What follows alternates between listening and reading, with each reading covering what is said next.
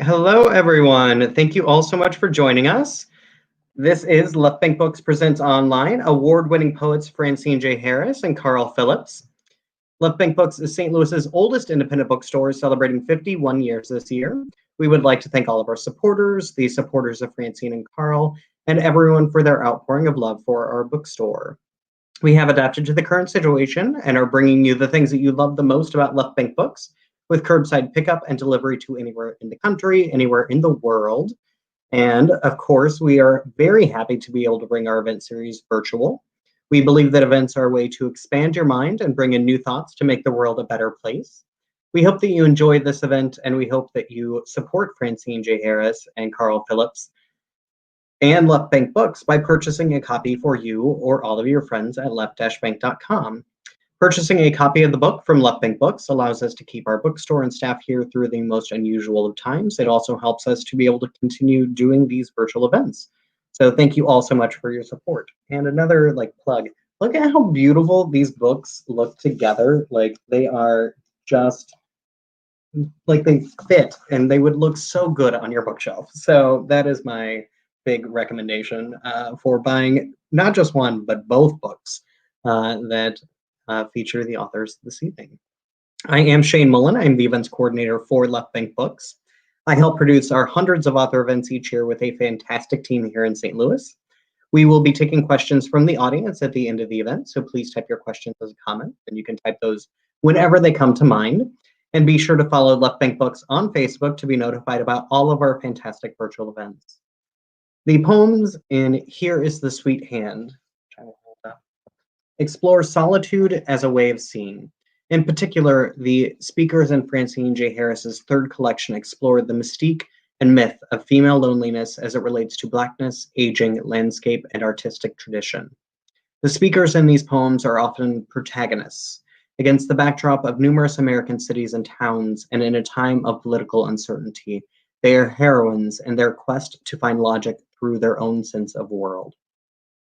The poems here are interested in the power of observation, but if there is authority in the individual versus the collective, Here's the Sweet Hand also poses questions about the power, about the source of that power, or where it may lead. As in her acclaimed previous collections, Harris's skillful use of imagery and experimentation with the boundaries of language set the stage for unorthodox election commemoration, subway panic, zoomorphism, and linguistic battlefields. From poems and dialogue with the artistry of Toni Morrison and Charles Burnett to poems that wrestle with the moods of Frank Stanford and Ty Dolla $ign. The speakers in this book signal a turn at once inward and opening. And Carl Phillips, a powerful, inventive collection from one of America's most critically acclaimed poets. Carl Phillips' new poetry collection, Pale Colors in a Tall Field, is a meditation on the intimacies of thought and body as forms of resistance. The poems are both timeless and timely, asking how we can ever truly know ourselves in the face of our own remembering and inevitable forgetting. Here, the poems metaphorically argue that memory is made up of various colors, with those most prominent moments in a life seeming more vivid, though the paler colors are never truly forgotten. The poems in Pale Colors in a Tall Field approach their points of view kaleidoscopically, enacting the self's multiplicity and the difficult shifts required as our lives in turn shift. This is one of Phillips' most tender, dynamic, and startling books yet. Francine J. Harris is the author of Play Dead, winner of the Lambda Literary and Audre Lorde Awards, and a finalist for the Hurston Wright Legacy Award. Her first collection, Allegiance, was a finalist for the Kate Tufts Discovery and Penn Open Book Awards. Originally from Detroit, she has received fellowships from the National Endowment for the Arts, the MacDowell Colony, and the Cullman Center for Scholars and Writers at the New York Public Library. And we miss her in St. Louis, but she is no longer here. She is an associate professor of English at the University of Houston. And Carl Phillips is the author of several books of poetry, including Silver Chest, a finalist for the International Griffin Prize, and Double Shadow, winner of the Los Angeles Times Book Prize. He is also the author of The Art of Daring, restlessness and imagination. And Phillips teaches at Washington University in St. Louis. And I have known Francine and Carl for so many years, and I am happy that if you have known them for as many years as I have, that you are joining us this evening. If you are just discovering their poetry for the first time, thank you so much for joining us. And now, if everyone could help me in welcoming them to the screen and give them a hearty welcome. And here is Carl and Francine. Hello. So good to see both of you. We have a huge crowd tonight. There are a lot of people here. Yeah. It's my fault. And you're here. I'm so sorry. I'll take all the fault for starting late. It is not anybody else's fault. It's my fault. Just want everybody to know. So we are going to... We're here together. Hi, Shane. Hi. I haven't seen your face in so long. I know. I miss the cat. How's the cat? Oh, Spike passed away. No! I'm sorry. Yeah, Spike, it was about a year ago now. Oh, so, they're such beautiful critters. I loved Spike. Yeah. I love Left Bank. I miss you guys too immensely. Am I supposed to go first? Yes, so we're gonna start with you. Yeah, so because I believe in deference, and I have 3 books, but Carl it doesn't matter. Has 600. No, it doesn't matter. Shane said several, but it's more like 17, I believe. 15? Well, 16. Your book is astonishing. I'm eager to have people all see that who hear that who haven't heard it yet. Thank you, Carl. Okay, so I'll read a few poems. I'm going to read for about 10 minutes and then turn it over to Carl, and then we chat. Thank you, everybody, for being here. I feel like the way my bookmarks look, I'm going to go in order. So this is called, I'm going to read all poems from the book. That just feels right to me. That just makes sense to me tonight. So this is called Reflections in a Pool of Hair. And I guess I would say this poem I'm choosing to read partly because it was sort of, I think you get that poem and then you realize what your book is kind of going to look like. And I think that was this poem. Maybe even before I started gathering poems. I knew something was happening when I wrote this poem. Reflections in a Pool of Hair. You have been standing in a pool of your own hair. You rub the hair into dirt and pick out crows you'd like to lift it away. You take off your socks, hand to eyes to block the sun. You look for someone who looks like you. You see men in retro glasses. You see men behind retrofitted glass and men on black bikes and women with small piercings in their sharp noses. And you see their bad silver nail polish. You've got bad silver nail polish, and everyone wheezes. You wheeze, and the small gay men at the bar spend sunset tuning American Idol onto 2 screens. They talk like bar glass. In their gravel, they vote singers. There's a tingle at the back of your throat that holds the phone on hold and thinks the words Obama. Obama wants to be a palindrome. You catch yourself in a plate glass window. You catch yourself in the neighbor's glass plate.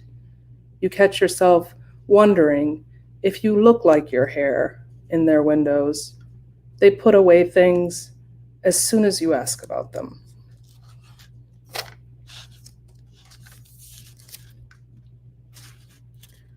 The Meek. It's election day. It's the finest day in history. The air is crisp and the tone is full of hope. My party is weighing in early. There are victory flags in the sky.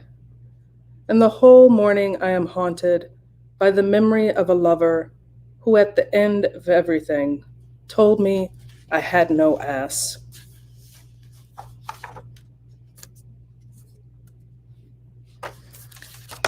Ask me now, and I would say, I caught my hair on fire in a fist fight. We had decorative words. I took up tree lights in her mouth, and though it was summer, we lit up bits of river like we picked switch. The cockeyed girl snatched off my wigs at the nape. It was all kinds of monstrous. We were all on the ground like gravel and glass. We splattered each other all dusk after campfire snack. Then she'd beef up, while I sat monkey-faced and open-headed, and someone in another cabin bet chicken strips on our appetite. Someone in those moments is sure to get scratched. She grew out her nails for it. I lit her up in the dark. In this retelling, we both spit out hunks of each other on the bathroom lawn where raccoons ditch. In this version, no one succumb, no freeze on a narrative, and all explain away bully by her dark-skinned cheek. In this retelling, I get beneath her in the greased grass. I watch the star in her eye, and we roll over it. We unbridle that shit.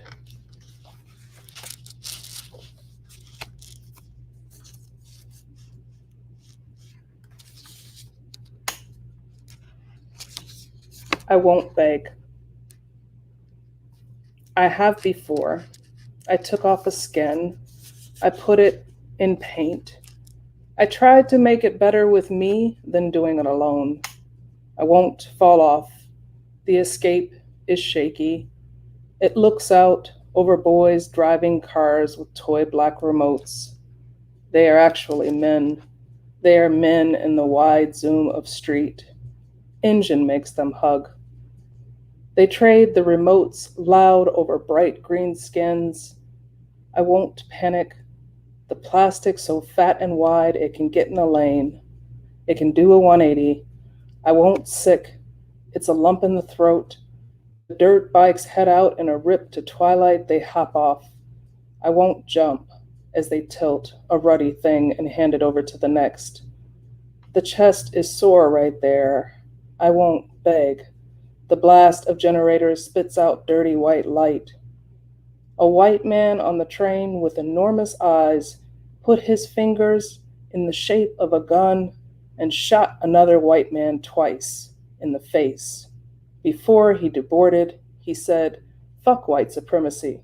You're all gonna pay." And I won't body. I won't block. I am putting the tip of his finger to my forehead. I won't yank. When I open the door, I am the whole brick wall. It's impossible angle. I am looking out the window at night against the glare of light. I can only see the men who ground in voices.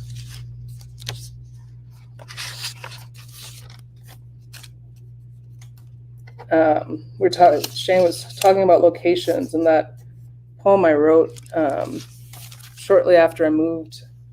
I don't know, well, moved is a weird word. I went back to New York for a year. I had lived there before, and I moved back for a year to do a fellowship at the Coleman Center. And so there's these poems that came. I tried hard not to write the New York poems because I felt like a visitor, but then I guess that kind of became the point. So this is called Sonata in F minor, K183, Allegro. Car tires rush through and announce the rain. You can hear the shuffling of someone street sweeping in the street.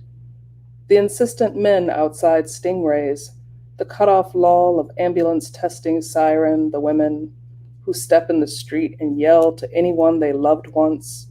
And it sounds like prelude. If Scarlatti hadn't moved to Madrid, would he have moved the notes diatonically as the rain falls up a roof, ascends the scaffolding?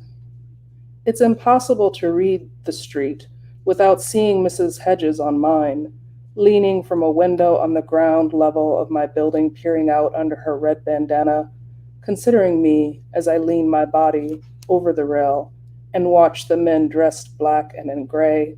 I tell a man to stop peeing on my car, and when he turns around, he is not surprised. He says he isn't peeing, he is counting his money. Um, so the other thing that happened in this book is that several of these poems were written in northern Michigan, where I was in one of the most beautiful and maybe one of the loneliest places that I've ever been. So there's some poems that came out of that. I think I'll just read one more, and I'll read one that I don't normally read. So this is called Tardigrade. I'm not saying close your eyes. I'm saying don't look up from your food, your table, your beer. The room is dark for a reason, keeps everyone at a distance, keeps the red-headed white boys high and dry, keeps the bartender where you can see him, your hands above the table. The French, did you know, suspect dinner hands of public pleasuring down there? Americans don't want your elbows. Americans put their elbows on the table. A woman can come and no one would know. I'm doing it right now. I'm doing it at the TVs in this wooden room, multiple televisions. The sound is off in Traverse City. There are hoodies behind the bar. Most of them are girlish. The ginger says Chipotle. He pronounces all the syllables. The ginger has a beer belly. Is ginger a little racist? How could a root be racist? I shave his fat body with my bare hands like a tardigrade. I shave it down into my American bar curry soup. It lives in my soup forever. It lives with its pig snout in the napkins on the fork in my amber craft beer. Little moss piglet, little water bear. They say you can see it moving around near the wood in your yard. Thank you.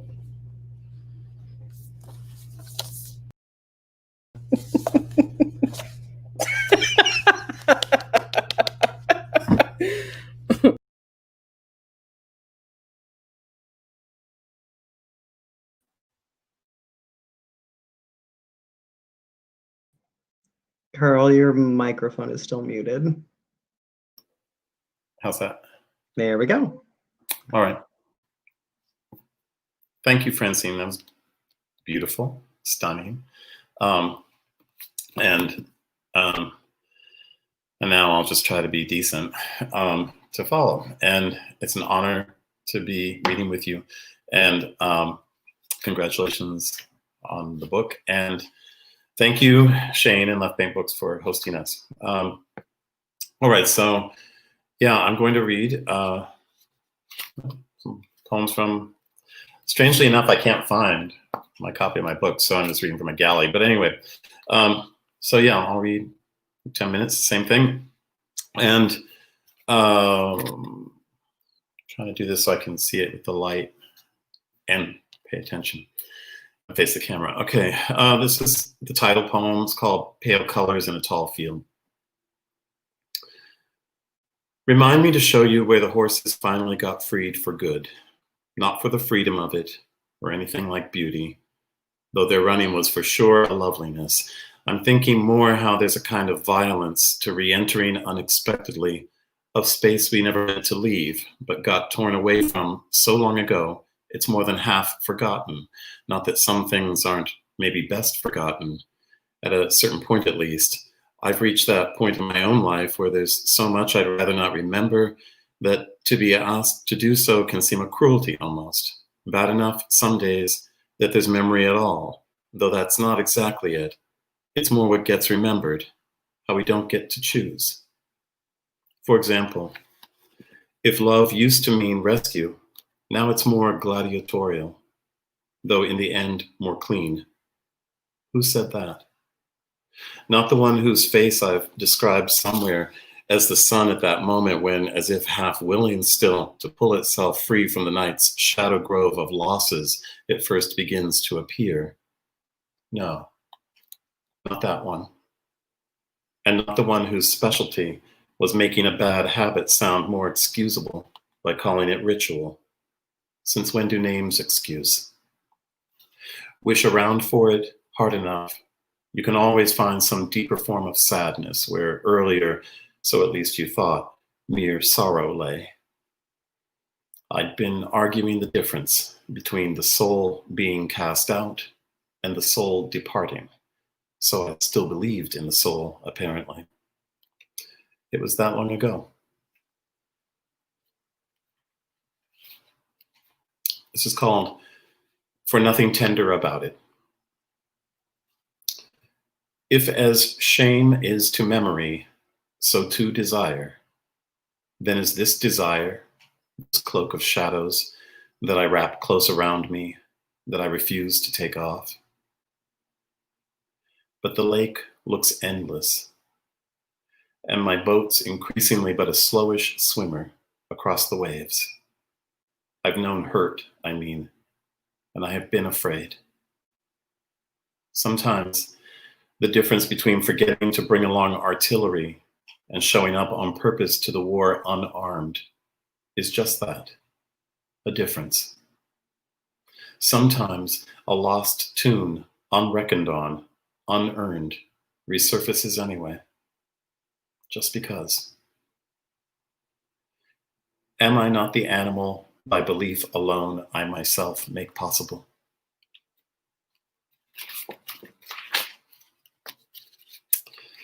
This poem is called Dirt Being Dirt. The orchard was on fire, but that didn't stop him from slowly walking straight into it, shirtless. You can see where the flames have foliaged, here especially his chest. Splashed by the moon, it almost looks like the latest proof that while decoration is hardly ever necessary, it's rarely meaningless. The tuxedo's corsage, fog when lit scatteredly, swift from behind, swing of a torch, the lone match struck, then wind shut. How far is instinct from a thing like belief? Not far, apparently. At what point is believing so close to knowing that any difference between the two isn't worth the fuss, finally? A tamer of wolves tames no foxes, he used to say, as if avoiding the question, but never meaning to. You broke it. Now wear it broken. So I'll have some water.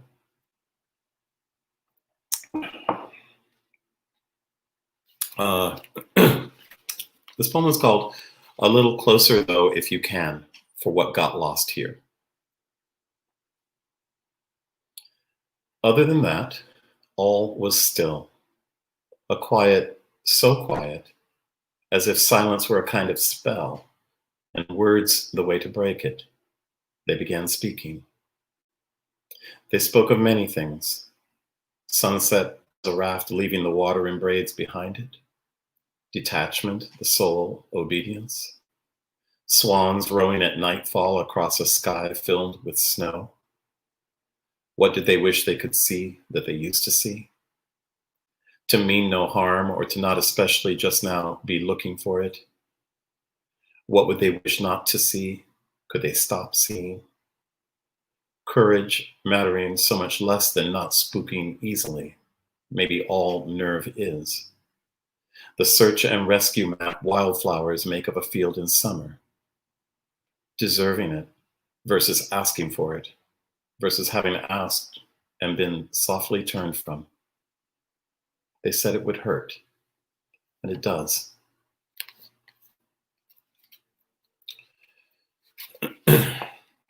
It's a really short poem. It's called Overheard Under a Dark Enchantment.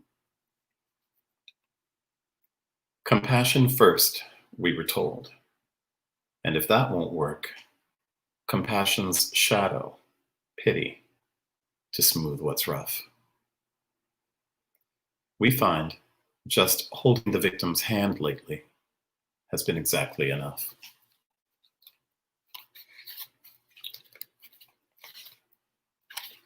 The title of this poem, If It Must Be Winter, is a line from a poem by Linda Gregg. I don't remember the name of the poem, but her line is, if it must be winter, let it be absolutely winter. If it must be winter. Not crowns, not conquest defined in terms of how many fear you, or fear to say otherwise. Not by these will you know your own royalty, but in smaller ways, how to the least gesture there's more power than seems reasonable, though it will feel deserved. So I was told, and they have not proved wrong. I've but to open my hand. Bees come to it, the slick fur of bees assembling as toward an honor in no way expected, though each time the honor remains mine, as if almost it should, as if certain privileges had to do with destiny. Do I believe that? Do I? My hand a sea across which the wings of the bees flash like signal flags, whose patterns, instead of translating, I make up my own translations for. I shall do as I please. As a lovely argument can make a difficult truth more clear, if not more sweet. Though is there not a sweetness to clarity that can almost make the truth seem worth it? To say I'm not quite sure makes me no less king here. Sometimes I open my hand and there's no sea at all, just a windy plain. What appear to be dust storms crossing it turn out on reaching me to be the disappointments, all of them, that I never intended, each one on horseback, like cavalry, each face raised toward mine as if awaiting command, hungering for it, forgetful or stupid. I can see no difference. Look away from me. I haven't said you can look at me. I'm just going to finish with this poem called On Mistaking the Sound of Spurs for Bells Approaching. By then, of course, they'd done plenty in the name of recklessness. Their word as well, though incorrect, for wilderness. Ah, scotchweed, rush latitude, if not, why not, strow begone, nor sheep fala shall graze. The way, incredibly, for most still enough to have noticed a similar weather pattern between regret and the treeless plains of remorse.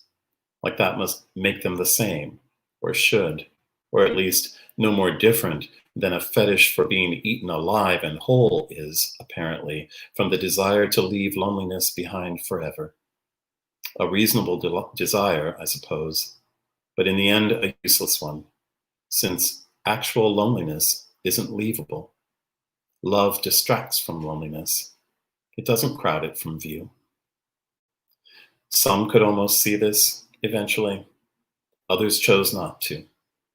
Some, the luckiest, arrived at, then clung to, that point in love where to be understood entirely stops being the main thing, or a thing at all, even. They could let the nights unfurl before them, one after the other, each a seemingly vast underworld of damage they didn't have to talk about. Not anymore. They agreed it was there now. They hovered over it. What light there was their own. Thanks. Thank you.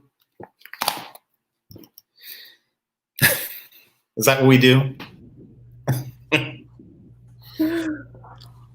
That was amazing. Carl's amazing. Francine is amazing.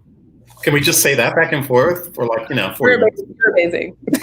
You're amazing. You're more amazing. I'm sorry, I only figured out halfway that I was supposed to mute my microphone. I hope you can hear me. I didn't hear anything. Okay, good. I had it under control. Yay, Shane.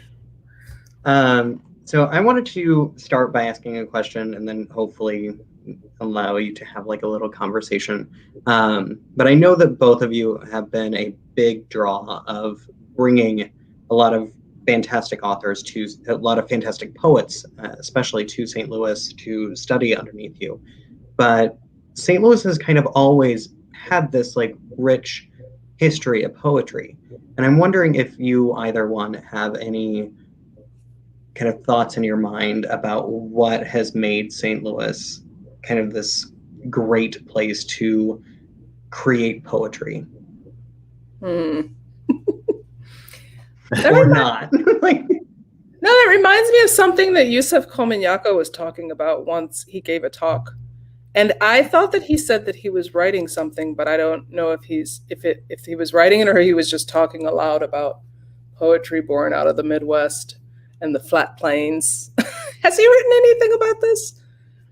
Just about all the poets that come out of, the middle America, just because it's so vibrant and yet ostensibly not the biggest deal.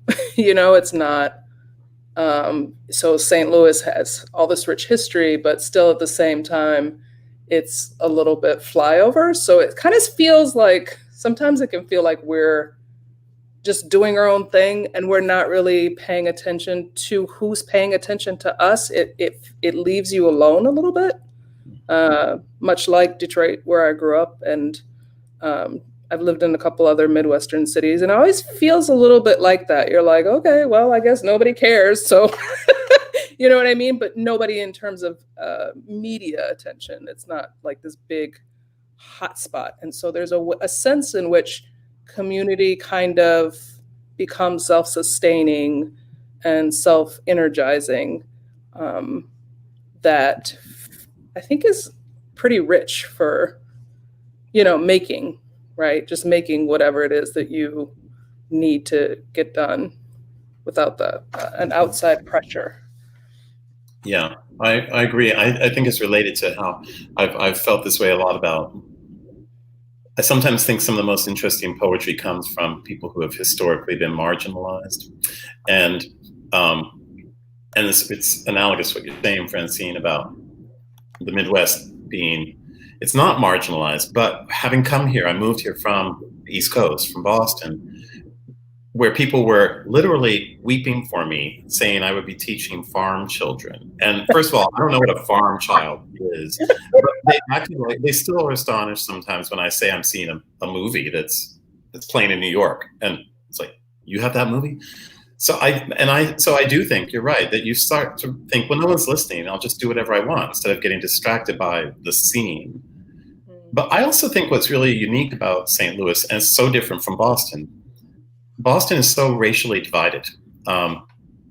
And it's quite possible to see only one kind of person unless you go to a certain neighborhood. But St. Louis, even though it's a city of neighborhoods, maybe because I live here in the city but there's so much merging of races, of generations and everything. And I think that even if people don't necessarily always engage with each other, there's an interaction. There's actually more sophistication and less provincialism here. Mm-hmm. So I think there's that too. Like it energizes, and you have things feeding in too, like Eugene Redmond's, for years, his scene coming in from East St. Louis, and so there's a really rich Black tradition here. But then there's the sort of more like white academia thing going on that seems divided, but I think that there's a lot more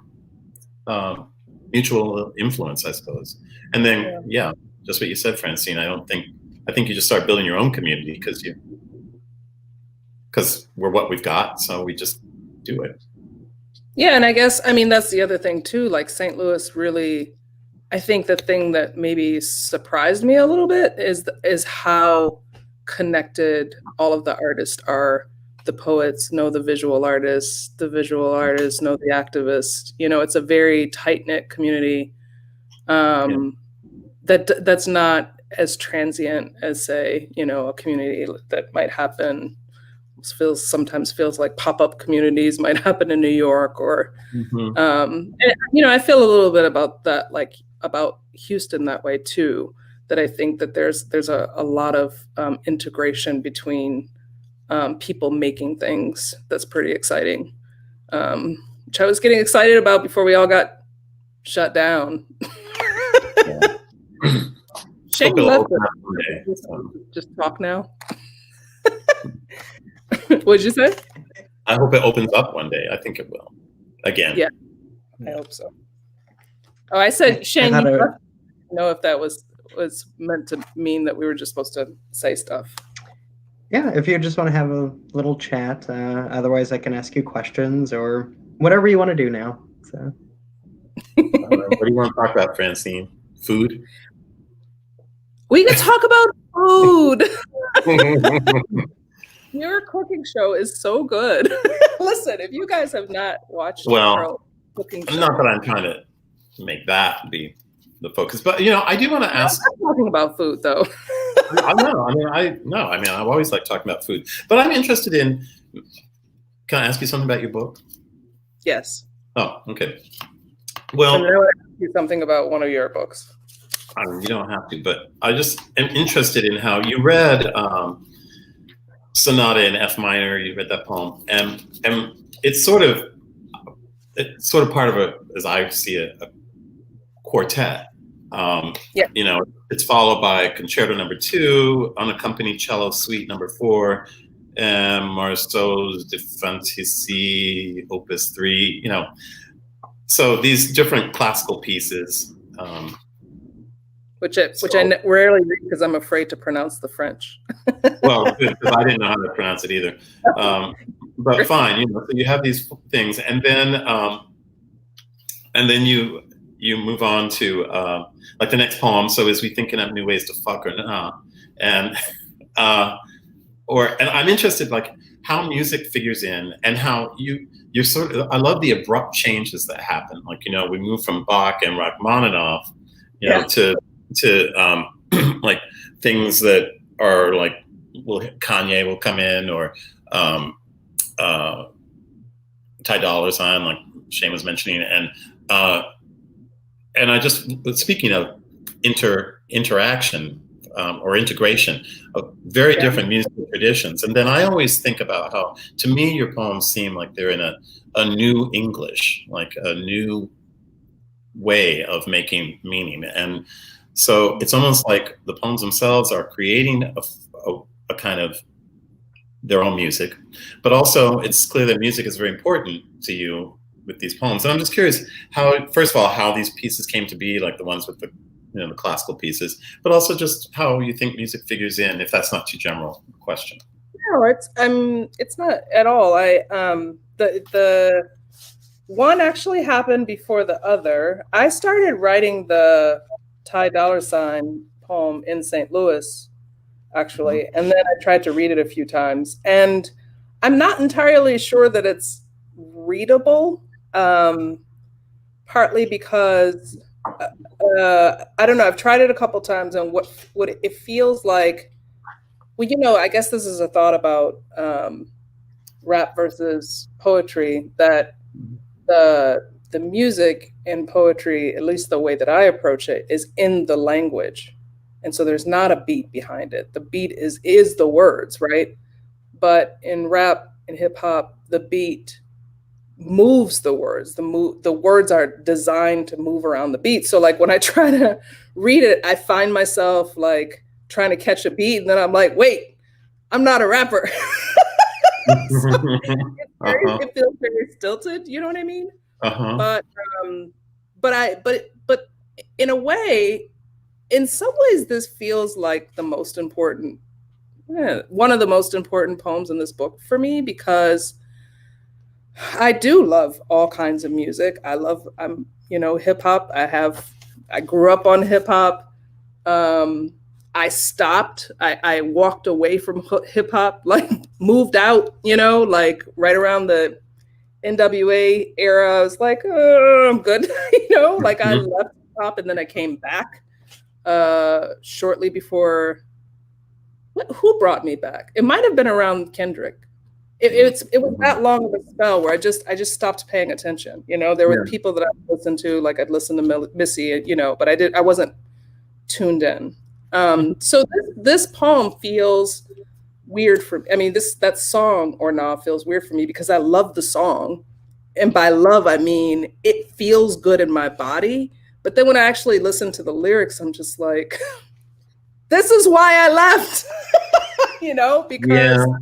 Because it's so it's one of the songs. It's like one of many songs that cannot exist without, you know, women being subject to men's will, right? Like that song doesn't work otherwise. So this poem was like, okay, well, I love the song, but I want to hear it differently. You know, like I want to hear, I don't want to hear the lyrics that sort of make me invisible in that, right?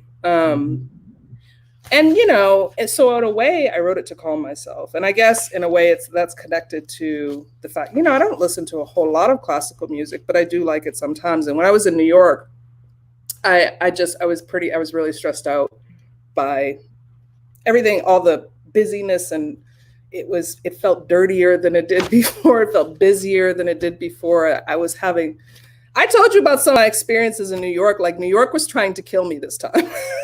I'm not exaggerating. Like there was that thing with the poem that I wrote about the dude with the gun, the finger gun, like that really happened. Like every time I would leave the house in New York, something crazy would happen. So I started listening to classical music to calm myself, you know, and then I was trying to think about, you know, how ekphrastic can work in a way where you sort of incorporate a bit of the history of the artist, which, you know, I guess in music, especially classical music, it doesn't always happen. So I was like, oh, what does it look like to put Scarlatti in Harlem? You know what I mean? Like I was kind of curious how that would work. So, but yeah, the music, I think, in these poems, I guess I just feel like music can bolster, you know. I don't think I'm very good at writing poems about music, but I feel like it can sort of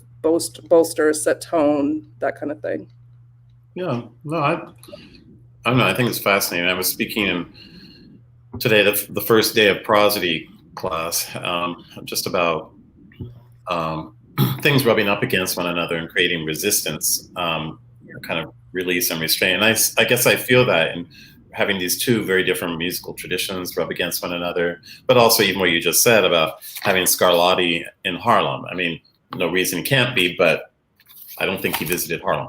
And so, exactly, you know, what that mashup looks like. I don't know. Thank you. I love that answer. Yeah. That actually leads me to a question about one of the poems that you read. I think it might have been the last one, Unmistaking the Sound of Spurs. I don't always think about this, but I wonder, that poem feels like there's a secret to it. I wonder if you like the Scotchweed Rush Lighted. It's like, yeah, do you make rules for yourself when you're writing? Oh no! Do I make rules? No, but what I like doing is breaking rules. You know, I guess surprising. I mean, I guess all poets are interesting if they want to be interesting or surprise themselves, and I make poems usually out of random things I've written, very time-wise apart. And so I had long just been fooling around with that phrase about Scotchweed, rush latitude. I was interested because there's some kind of, maybe it's Bach who has "And Sheep Shall Softly Graze" or whatever the song is, composition. So, but I was just playing around, like noodling with words or something, and just wrote it down. And then when I was writing the regular poem, and I thought, I really want to have that appear somewhere. And I thought, well, just put it in. And I thought, but it makes no sense. And I thought, but it doesn't have to make sense. Or it can make sense. Well, it can make a kind of, to me, it makes an emotional sense. And but it's not parsable, you know, in terms of if someone said this isn't, I was worried that the publisher was going to say, this word is not in the Webster Dictionary. And no, I thought, why can't we make words up? That's okay. And so, yeah, I don't know what the secret is. I thought what was stranger is that I had just learned about how there really is a fetish for wanting to be eaten whole and alive. And that supposedly it is considered like, it's a way of destroying loneliness. Like if someone would just totally devour you, which seems a very bizarre fetish. And I'm not quite sure how anyone can do it. But anyway, I thought, you know. I was just talking with somebody about this. I mean, why can't it be in a poem? So, Yeah. now it is. Whole different conversation. But yeah, Yeah. chat room for it. Mhm. Oh, that particular fetish? Mm. Yeah. Related, possibly. What this book makes me think about, and I guess, I don't know. I don't know if I've thought this about your poem, but it definitely feels like it's always been true. But this book makes me think about how much authority you have in your poems, that like over others, but also over the domain.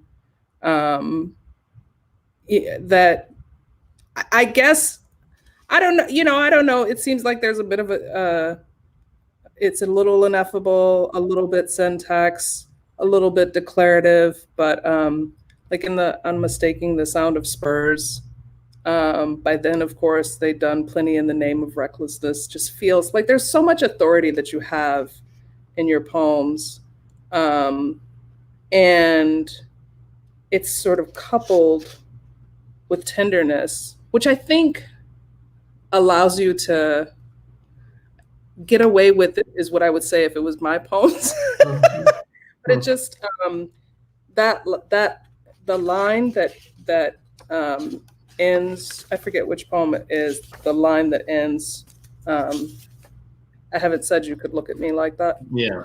Mm-hmm. Like, I feel like that's it. It always, the authority in your poems is always, I can always empathize with it. I never feel like it's overbearing or cruel, even though, clearly some of these are, dominant declarations, right? Declarations of dominance. But I always feel you're always my protagonist in your poems. And I don't know. I don't know if that's a question. Maybe it's a question about whether you think about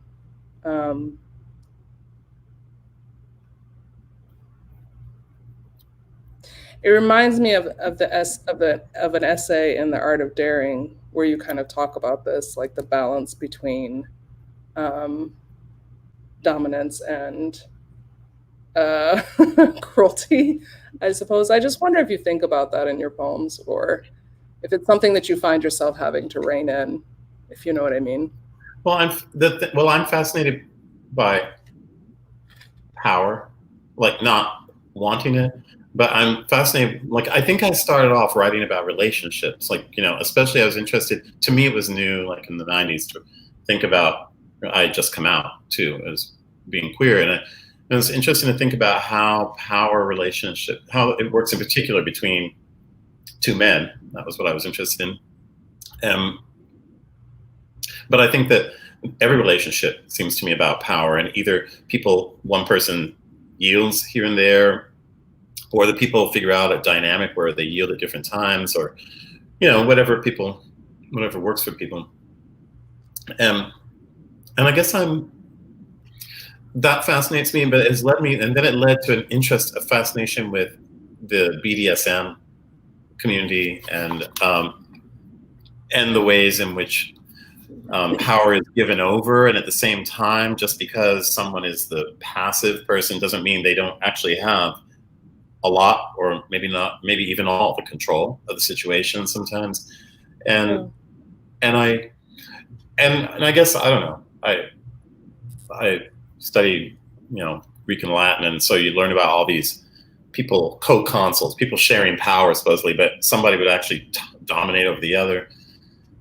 So I'm interested in that, but I've also always said to my students that the only way you can really be authoritative in a poem convincingly is if you show vulnerability somewhere, which maybe gets to the tenderness you're talking about, because otherwise it's just some kind of tyrant who's spouting off all the time.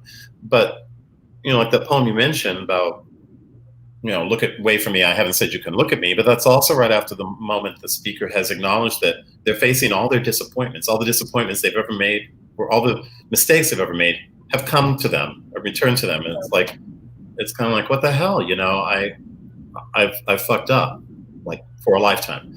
And I think that to me makes authority seem more winning, maybe, because you realize it actually has a soft side. But that actually leads to my fangirl question. Can I ask you just a flat out fangirl question? yeah. I tweeted it. Because I was reading I was reading In the Blood today, and I was like, oh my God, Carl's always been brilliant. Like, no, he's just cool people. No, your first book is so, I mean, even just like on a syntactic, grammatic, prosodic level, it's like you've always known what you were doing. I don't know. No, I still don't know. I'm sure you don't agree with that. But then I found this poem called For Chiron, which by the way, is it pronounced Chiron? Is it Chiron? Chiron. Yeah. What is it? Oh, Chiron. Mm-hmm. Chiron. Okay.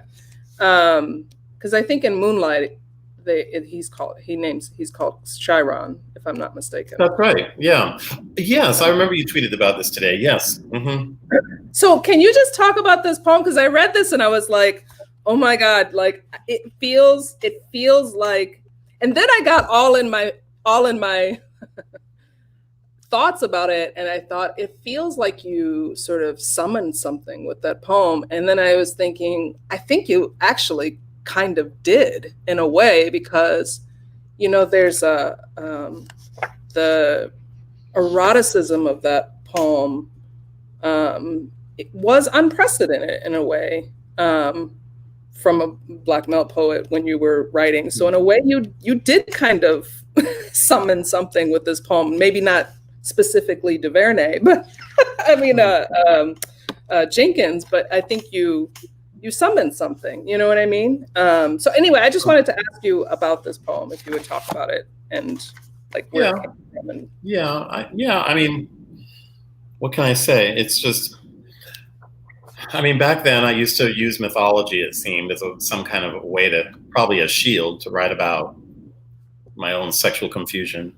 And Chiron was the centaur who was the teacher of Achilles. So, fine. And from there, I happened to be sorting out, this is long before I came out, but I had had a kind of disastrous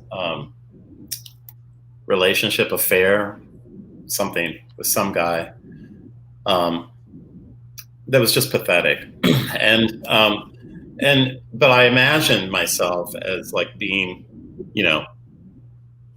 the student being trained by this older person who was more experienced. But of course I didn't know how to write a poem like that. So of course I had to put it in mythology. And there I am. I think it ends with, I imagine you now lifting yourself to different faces. And it's like, because this guy had told me from the start, he said, we're gonna have sex and we can have as much as you want, but I'm telling you, don't fall in love with me. And immediately I fell in love with him. And it's like, damn. And so I was like, I wrote it after like driving in a rainstorm to go get him and like beg him to like leave his partner and all that. And fortunately I didn't go to the house. I just turned around crying and thought, you're pathetic. And then, then I do that Louise Glick thing. Oh, I'll write about it. So, whatever. But it's not very much sophisticated to say. So that's maybe why I should ask you about your relationship to nature. Sure. Uh-oh, he's coming in and he's going to tell us to stop. No, I was going to say, I was going to ask if we could take some questions from the audience. Oh, yeah. Because we were just trying to help you out in case the audience didn't want it, or if there was no audience. We don't know. No, there is a lot of people. There is a conversation. I don't know where this is. I'm sure it's on the FSG website where Carl and I, there's no video, although we were on Skype or whatever. But there is a conversation between me and Carl about our books where we get into some more geeky stuff. Check it out. Lit Hub, I think. Is that on Lit Hub? Yeah, that's right. That's right. Mm-hmm. I'll find that and I'll put it in the links for everyone. So let's start with a question for Francine. This is from, I believe, Colin. It's signed as Colin. First off, thank you for your wonderful book and wonderful reading. It sounds like place matters a good deal in generating your poems. Do you think that your poems always come, at least in part, from a sense of place? You know, I used to say no to this question because I was mad that I thought I was gonna, how do I say this? You know, my first book is called Allegiance, and it wound up being or being touted, I guess. I mean, it's true. It's true in a lot of ways that it was a book about Detroit. But you know, for me, it was more than that. I'm from Detroit. I moved away for a long time. I came home, and then I was like, hey, this place isn't nearly as terrifying as I thought it was. So I was having a good time, and then I started writing some poems. And then I realized that I was in a group of poets like Viby Francis and Jamal May and Nandi Comer and Tommy Blount. And like we were kind of realizing at the time that there's a kind of Detroit poem that wasn't getting written, so we wanted to write those poems. You know. Anyway, but then I also didn't want to just be like a place writer, a regional writer, a Detroit writer. So I was kind of resistant to that. But I think that place always matters. And the reason that I say that is because I feel like when I read poems, I'm always trying to understand where I'm at. I talk to my students about this all the time. Like, it's not to say that every poem has to have a specific setting, but if I don't feel grounded, then there should be a reason why I'm like floating, hovering, you know, disoriented, something. It's like I always kind of want to know where I'm starting from.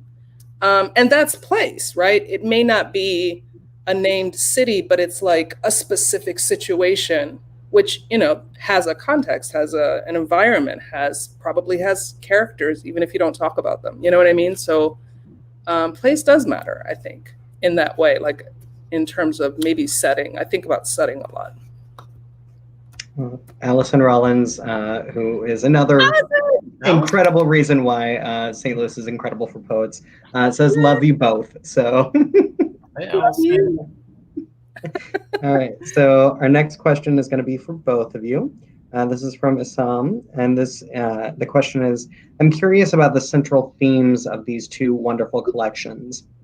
Did they emerge early on in the writing, allowing you to write them in a premeditated way, or did they sort of organically present themselves post hoc after the most of the writing was done? The truth is, Carl told me what my theme was, and I was like, you know what, you're right. Seriously, Carl helped me a lot think about what I was getting at. You know, I knew that poems went together, but I didn't quite understand why. And then I'm ever indebted to you because you're so smart about this stuff. You see things that, like, you see organizing principles that feel far beyond my abilities. So I'm very grateful to you for. Well, it was exciting to do. I remember I was flying to Los Angeles, and I spent the whole flight reading the manuscript. On a plane. Yeah, and I thought it was kind of confusing thought, because I think I see how this should all, like, how it could be arranged. But I also was hesitant because, you know, I don't want to be the person who says this is what you're thinking, this is who you are. But I also think sometimes it's helpful to have somebody who's, you know, obviously farther away from the work, and, you know, to kind of see it from a distance. And for myself, I never, I only can write single poem by single poem. So I never think, oh, I'm writing a book, and it's about this. I mean, I have many friends who that's completely how they work, and that's great, it works for them. But no, what happens is I finally have, I think I have enough poems that could be a book, and I'll put them all on the floor and start looking around, and that's when I'll start to think, so this is what I've been thinking about for the last few years. You know, I'll think, oh, especially different words will come together. I'll think, oh, memory comes up a lot, or, you know, whatever theme.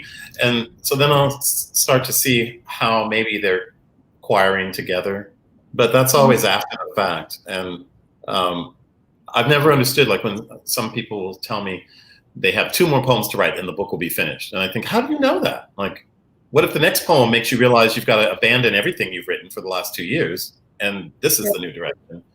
So But some other people, like, they might have a project where they're writing, say, the equivalent of a biopic, somebody's life, and then you really do know the chapters you want to include of their life. But your poems, oh, sorry. No, go ahead. I was just gonna say your poems feel, they don't, I mean, I don't get that they're themed necessarily, but they do. I feel like I think about your books in terms of proximity.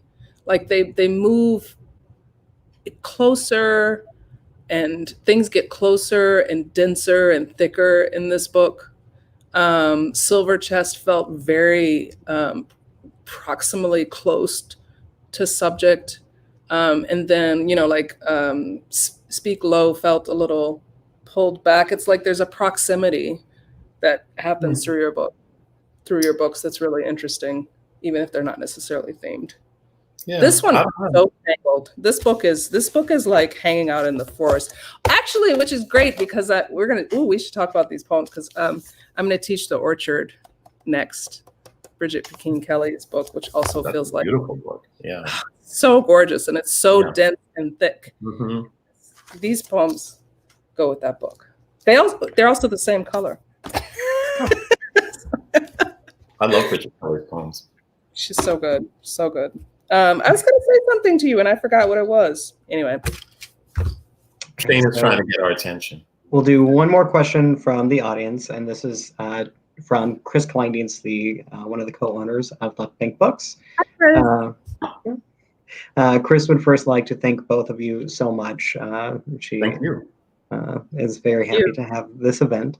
The question: these books were worked on prior to COVID and the uprising. How have these huge global events affected your writing? And does it feel like your next work would be different in any way because of these specific things? I was just editing my first COVID poem. I mean, really about COVID, because, it's always hard for me to. I had this epiphany today. I don't know if it's real. You know how things feel they feel so elemental that they're either brilliant or stupid. But I had this epiphany today that our generation, part of our issue, it was because I was reading you, Carl, and I was thinking about what it means, and also because I was reading Anne Carson, was it the biography of Red recently? And I was thinking, there's something liberating about writing about things that happened a long time ago. Hashtag too soon is just never going to happen, right? You can do whatever you want with these people because nobody cares. But try writing about 9/11, or worse, try writing about this pandemic when everything feels so new and fresh. And I feel like, in a way, our generation, there's a little bit of pressure to be on the pulse of everything, as if we're journalists, we're not, but also, I don't know, there's just so many weird pressure points. If I write about mythology, then does that mean that I'm not political? I don't care, but if I write about what's happening now, it feels so fresh. I'm not sure that I know what to say. And it winds up, it has left me sometimes feeling like I don't writer's block, which I don't normally have. I don't have writer's block. You put your pen to paper, you write. Who cares? Whatever. But I felt a little bit lately I think I need to move back from now so that I can know what I have to say. I'm trying to avoid that pressure of feeling like I have to have a bunch of, revolutionary poems or COVID poems, or I'm as stunned as everybody else. You know what I mean? Mm-hmm. Well, yeah, I think I started realizing way back in the 90s when people would say to me, how come you're not writing AIDS poems? And I felt like, well, first of all, what is that? I think they thought I guess about people dying, or about having AIDS or knowing people with AIDS. And I was fortunate. I didn't know anyone who had died of AIDS, and I am not positive myself. And it wasn't so, but what I felt was I was writing in the wake of all of that, of how that was hitting a community. And then someone said right after 9/11, like, do you have any 9/11 poems, and I thought, I have many, because any poem after 9/11 is a 9/11 poem. To me, exactly. it's written, and it changed my way of thinking about my life, about the world. So whether or not I have a poem with some planes hitting a building or not, doesn't mean that I'm, because I used to think, well, maybe I am being, what you said, Francine, I would think I'm negligent. I'm not, I should be writing about whatever the cause might be.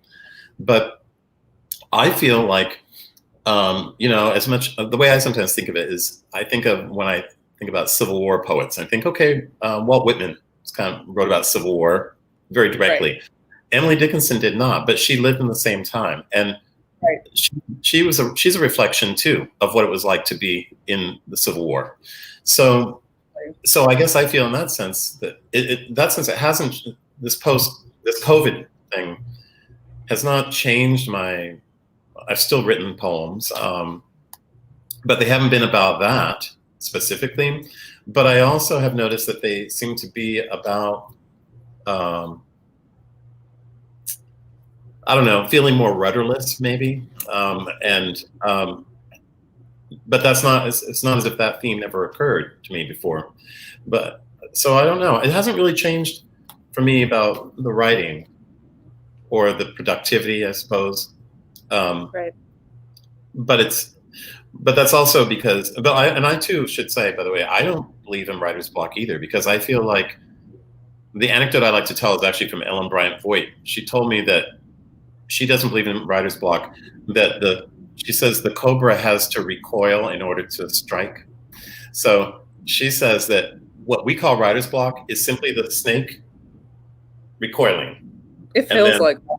Yeah, waiting to pounce. And then the poem is when you attack. So you need both. You need the silences as much as the times of actually writing. So that seems okay. Well, as much as I would love to have this conversation last all evening, which I think would be fantastic, I do think that we should probably wrap this up. Very gracious host for not trying to do that.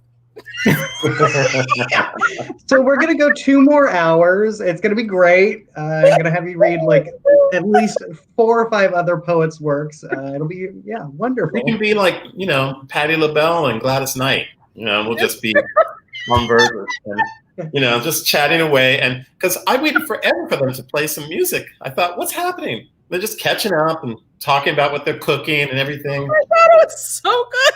And I thought, what? And then I just relaxed into it. And I thought, we're going to be here 4 hours. That's good. She might sing a song. She might not. Whatever. It all worked out. Everyone had a good time. Yeah. Shane, it was so lovely. Thank you for bringing us all together. You're the best. And as a reminder, guys, if you're near St. Louis, just here's a Left Bank plug. Shane knows everything about poetry. Just like it's so true. Like if you, I feel like you probably do like name that poem with people. Like, like what's that line and. But like Shane knows a lot about poetry. So if you're in St. Louis, go visit Left Bank.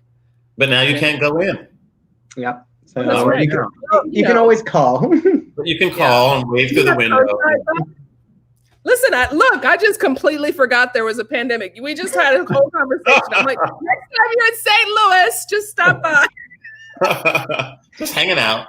Just fly in, like visualize forward. Yeah. But anyway. Well, thank you. Yes. So both books available for sale. They look beautiful together. Like they're such a great pair. Available for sale at left-bank.com. I put the links in the comments, and thank you both so much. Thank you, the audience, for being here with us this evening, and we hope to see you next time. Thank you. Thanks, everyone. Bye. Bye.